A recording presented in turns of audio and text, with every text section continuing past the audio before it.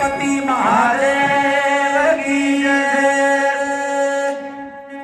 शिव कोदंडाची कहाणी सांगतात सज्जन विश्वमित्र, ऐका सज्जन हो बर का कथा। आता ही कथा सांगायचं म्हणलं तर त्याला विष्णू महापुराण माहित असणं गरजेचं आहे बरं का।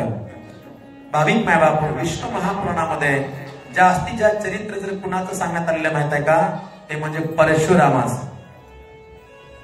6वा अवतार जो परशुरामाचा आहे ना, त्या परशुरामाचं चरित्र सांगण्यात आलेलं आहे सज्जन। या प्रतितलावरती क्षत्रिय राजे खूप त्या ठिकाणी सज्जन मातले होते, क्षत्रिय राजे। आणि क्षत्रिय राजामध्ये आणि आश्रमवासियामध्ये सज्जन सतत युद्ध व्हायचं। आश्रमवासी ऋषीमध्ये आणि क्षत्रिय राजामध्ये सज्जन खूप युद्ध व्हायचं, कारण क्षत्रियाने आश्रम धर्माला सहकार्य केलं पाहिजे। तर आश्रम सांभाळण्यासाठी सज्जन सहकार्य क्षत्रिय लोक राजे लोक करत नव्हते। आणि एका राजाने बऱ्याच राजाची संघटना तयार केली। त्या राजाचं नाव आहे सहस्त्रार्जुन, बरोबर आहे।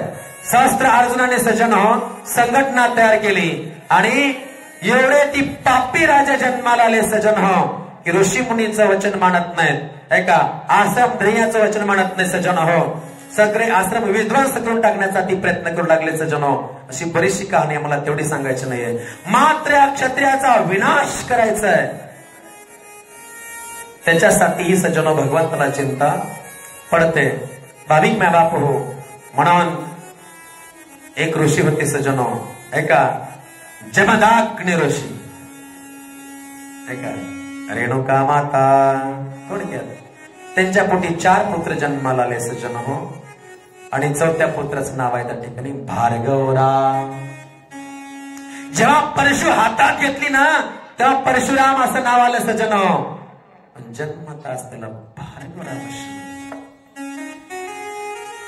भगवंताचा 6मा अवतार सज्जन भार्गवराम। आणि तो त्या ठिकाणी ब्राह्मणाच्या पोटी ब्राह्मण त्या ठिकाणी जन्माला आले, ऐका भाविक माय बापू। म्हणून त्या ठिकाणी रेणुका माता आणि जगन्नाथ ऋषी सज्जन ह्यांच्या पोटी ते जन्माला आले। आणि त्या भार्गवरामाने तप साधना केली सज्जन, शिवभक्त होते ते, भगवान शिवप्रभूंचं ध्यान करत होते सज्जन। शंकरा हरा शिव शंकरा हरा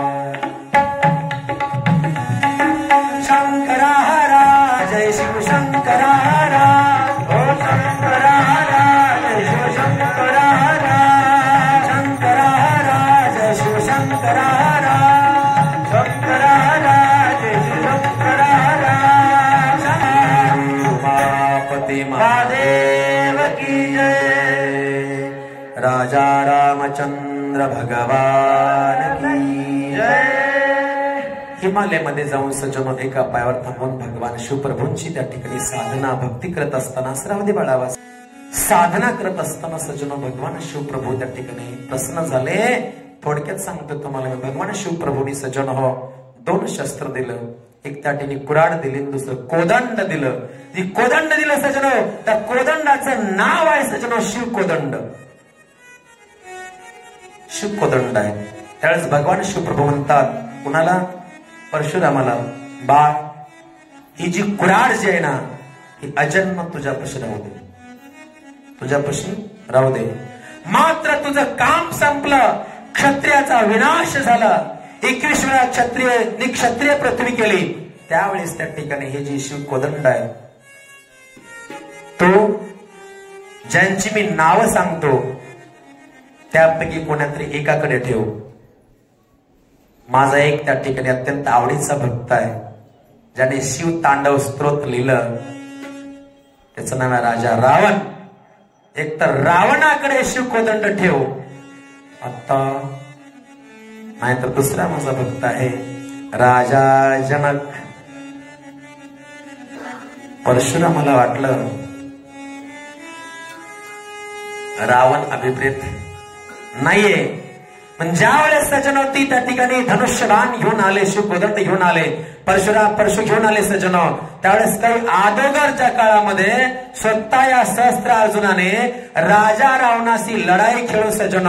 कुठं खेळी लढाई सज्जन, नर्मदा नर्मदा परिक्रमा तिचा इतिहास सापडतो तुम्हाला सज्जनो. नर्मदा पुराण ऐका, सूक्ष्म इतिहास सगळीकडे आहे पण थोड्या प्रमाणात. आणि तिथे सज्जनो ऐका, राजा रावण आणि सहस्त्रार्जुनाचं युद्ध लागलं. सहस्त्रार्जुनाने राजा रावणाला बंदीखाने केलं सज्जनो. मी म्हणतो शेराला सवाशीर कुठं गावाना असणार बरं काय, तेवढं माता जाऊ नये माणसानं. बंदीखाने केलं सज्जन हो. आणि जेलमध्ये डांबून ठेवलं. ऐका बरं का, जेलमध्ये डांबून ठेवलं सज्जन हो. कोणाला? राजा रावणाला.